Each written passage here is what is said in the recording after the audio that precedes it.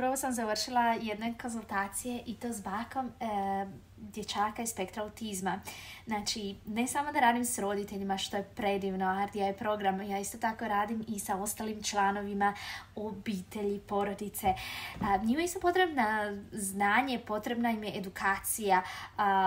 Isto tako, vrlo često se susreću s izazovima, žele se ostvarivati svoju ulogu i povezati se s djetetom što je više moguće, a metode koje koriste, koje možda pale i funkcioniraju sa djecom tipičnog razvoja, s djecom s poteškoćama u razvoju, ne funkcioniraju često. Sada, ta baka mi se javila, mi inače imamo jednom tjedno konzultacije i danas ona kaže ovako: Andreja, imali smo, dijeli ona video sa mnom gdje dječak proizvodi zvukove, ne slijedi ju,